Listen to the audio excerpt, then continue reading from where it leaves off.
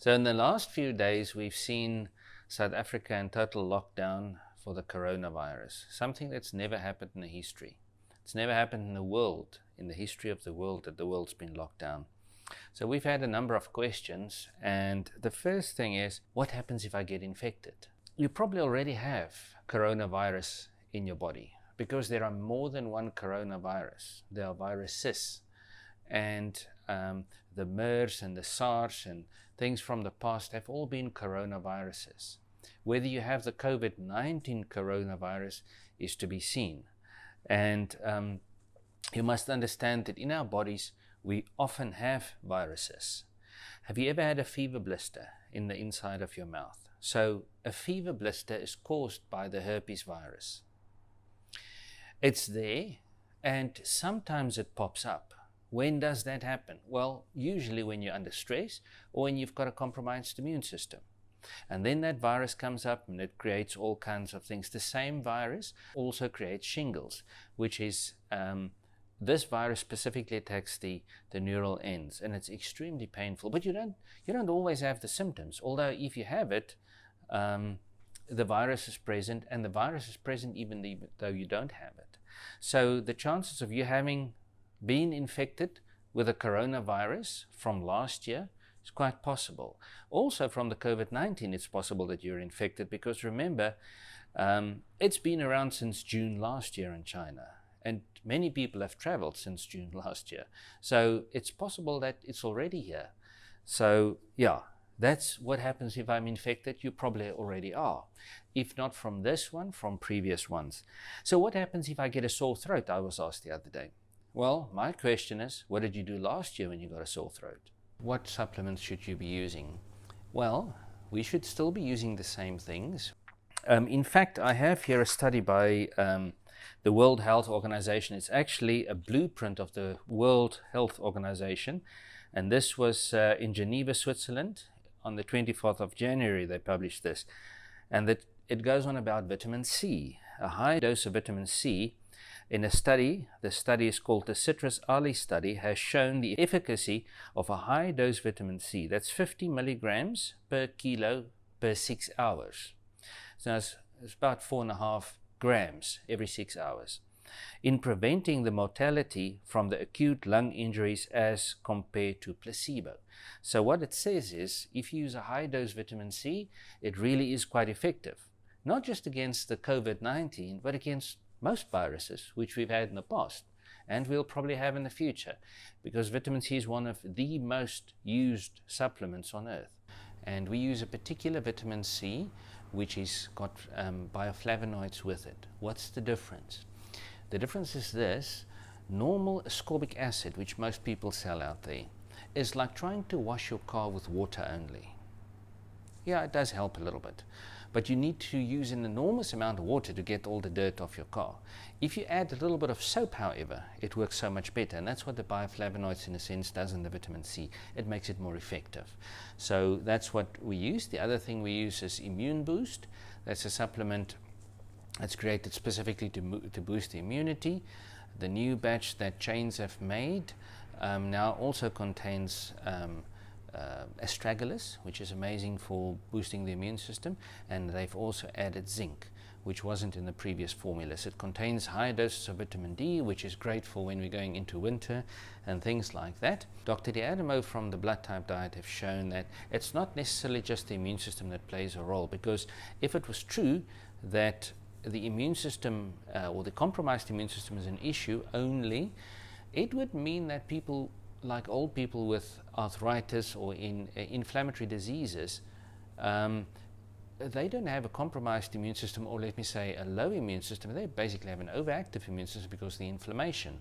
So it looks like the antioxidant levels in little children versus old people are quite different. So little children are not affected, as we know, by the virus, but older people are, and it's most probably because of pre-existing conditions and medications that deplete their antioxidant levels. We use something called New Body, that's also by Chains, and it's a wide spectrum antioxidant, contains collagen to help strengthen the body as well. Then of course it's important to get your pH correct, because if your balance is out of your pH, you're too acidic, disease, of course, it's quite a known fact that disease grows faster. So for that we use New Balance. New Balance also contains something called magnesium peroxide, and what it does is it releases oxygen in your body when you take that. And colloidal silver is something that has been shown throughout the millennia to work very well. I want to add something, and that is, now that South Africa is in lockdown and we stress about finances and about many other things, it's important to address the stress issue. It's important that you sleep enough. It's important that you don't stress, or your body's stress response is modulated. For that we use New Mind. And if you take New Mind when you wake up, and 4 o'clock in the afternoon, it seems to reset the circadian cycle, which is your sleep cycle. Also, New Rest is something that you can use that helps to calm. It's more a calmative. New Mind is something that we use for stressful situations and all kinds of things. And with all of those, you must use omega-3. At the moment, we use Coin's omega-3, the purest omega-3. We find that's fantastic. There are others that you can use as well. That's also good, but there's basically a handful of good ones in South Africa. Make sure that if you get an oil, it's not in a plastic bottle. You don't go and buy your olive oil or your wine in a plastic bottle, hopefully.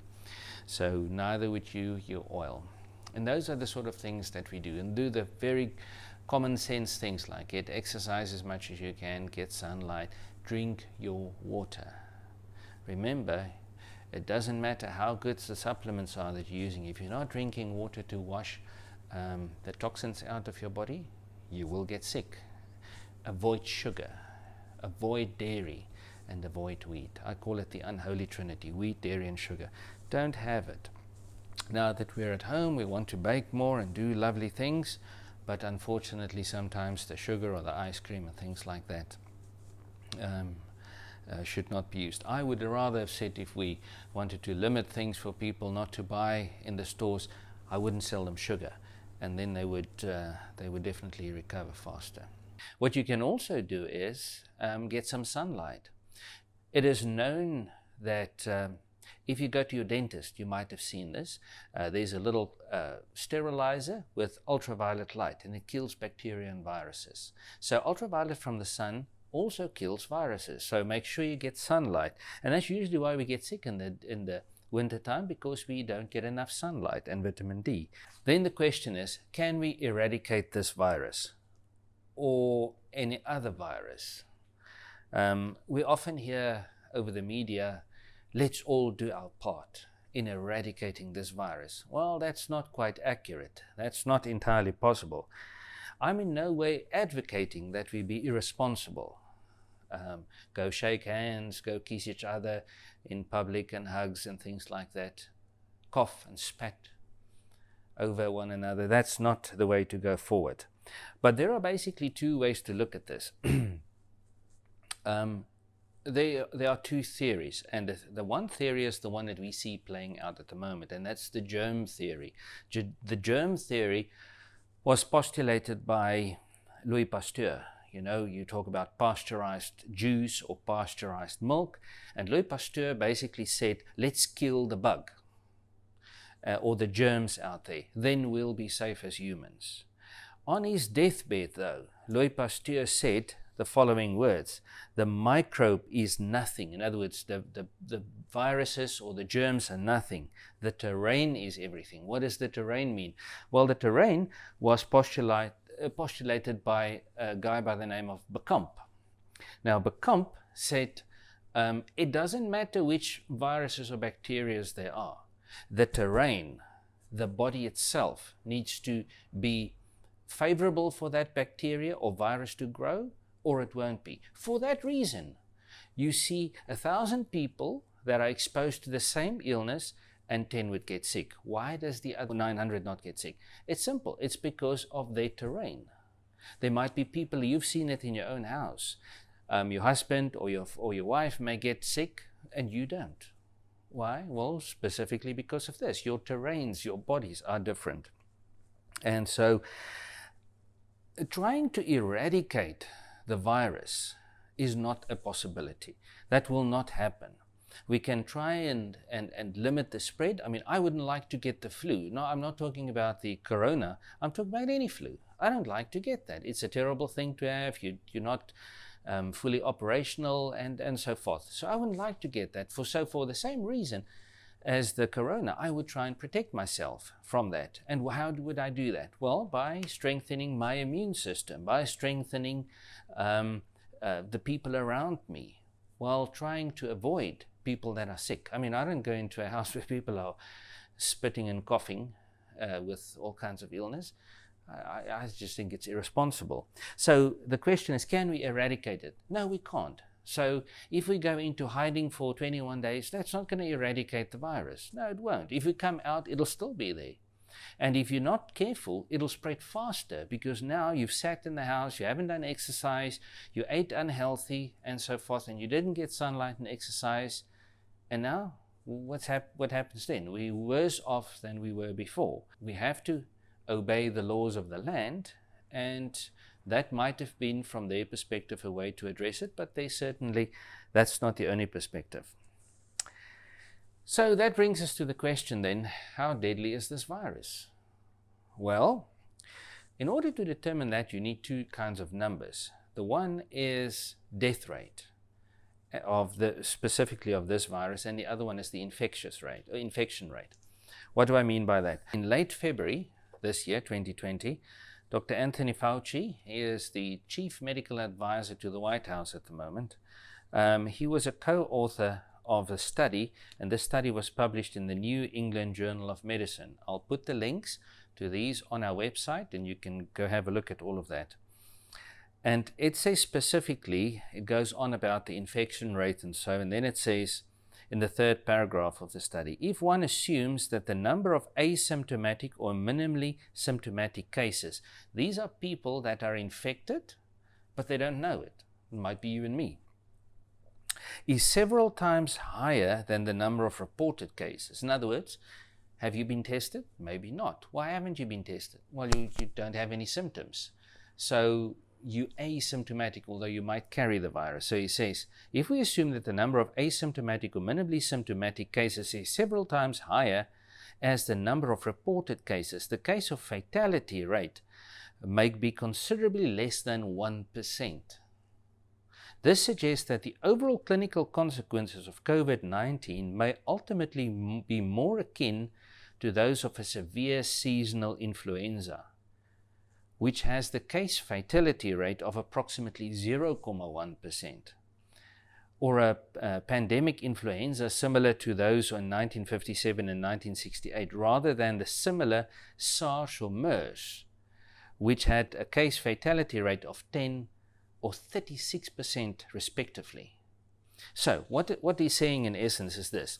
Let's say we have 10 infected people and 5 people die. What is our fatality rate? 50%, right? So if we have the same 5 people that die, but we now have 100 people that are infected, and of the 100, the same 5 die, that means now we have a 5% death rate. So it's considerably less. What if the same 5 dies in 1,000? That would mean we have a 0.5% death rate. Now we have to ask the question, those 5 people that died, would they have died even without this virus? In other words, were they going to die from something like late-stage cancer or a lung disease or some autoimmune disease? Were they going to die? So what happens is, if they die at the moment and they also have the COVID-19 or the coronavirus, then on the death certificate it'll say coronavirus. The way we need to look at this is, if we had the 5 people that died, but we had 5 more that died, in other words, the overall death rate goes up, then we can say, yes, this has an effect on the overall death rate. Everybody quotes Italy. 99% of the people that died in Italy had 1 or 2, 3, or even 4 pre-existing conditions. That means they had weakened immune systems, but they got a corona infection, which means on the death certificate it says coronavirus. So now we attribute it to 5 more in our previous analogy, but it should actually have been the same 5 of before. How do we know this? Well, previous years in Italy, in the same areas, the similar or even higher number of people died, and there wasn't any coronavirus. So at the moment, it looks like people die anyway. We can't stop that. We wouldn't like that to happen, but people are dying anyway. But the coronavirus is given as the cause of death. So to put the number of deaths due to the coronavirus, currently, now we're in the end of March. To date this year, just under 40,000 people, 39,000 and odd numbers of people have died worldwide from the coronaviruses. Let's put that into perspective. This year alone, communicable deaths is already 3.2 million in the world. The seasonal flu deaths alone is 120,703 to date. Abortions this year is 10.5 million. Deaths by malaria this year is 243,000, but we haven't shut down the world. So you must try and just let that sink in. If we were really concerned about the population of the world, there are many other things that are much worse. Deaths by road accidents, much more than the just under 40,000 people to date from the coronavirus. So then we should really ban cars. So there's an interesting thing to see, and that is, what are they testing for? And like I've explained before, there are many coronaviruses, not just the COVID-19. So what is being tested at the moment is any coronavirus. And the test that's done does not determine the viral load in the body. Like I said before, we all have viruses. Like the herpes virus, if you have a sore in your mouth, that virus, the load of that virus is low at the moment. That's why you're not sick from it. But let's say you stress and things happen, then that virus starts multiplying and the viral load becomes more, and then you can get a fever blister. Same thing happens to the coronavirus. So you may have it, but when you go for the test, it'll say, yeah, you've got it, so you're infected. But it does not tell us what the viral load is, in other words, how much you have. So bear that in mind. Something else that we've been asked is masks. Do they protect you? Well, that's interesting because I have here a study that was done in China, March 2020, and it says that what they did was they tested various surfaces with a specific virus and saw how long it lasted. So on paper, for printing and tissue papers, no infectious virus could be recovered from these surfaces after a 3-hour incubation. So in other words, after 3 hours, paper was fine. But now here's the thing. No infectious viruses treated from cloth and stainless steel could be discovered on 2 days. Okay, so if you had clothes or so, they couldn't be discovered. Strikingly, a significant level of infectious viruses could still be detected on the outer layer of a surgical mask on day 7. So, are masks useless? Well, the question that you should ask is, do you know how to use a mask? People that use these masks on a regular basis, like in the operating theater and health personnel, have been trained, they know how to use it. So I often see people coming into the store or wherever, they take their mask off, they put their mask on, and so forth. My question is, what have you just touched? In other words, was it a credit card machine? Was it something off a shelf? Was it your car handle, your door handle? What did you touch? So that virus is now alive or has been transferred onto that mask. And now you think you're protected with it, but it's a false sense of security. Same with gloves. It doesn't enter your hand through the glove. You've got to be careful where you now touch.